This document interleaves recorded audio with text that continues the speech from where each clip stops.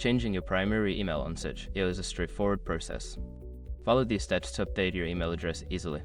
Step 1. Login. Access your account by entering your current email and password. Make sure you are logged into the account you wish to modify. Step 2. Navigate to Account Settings. Once logged in, locate the Account Settings option. This is usually found in the top right corner of the home page, often represented by your profile picture or an icon. Step 3. Select Email Preferences.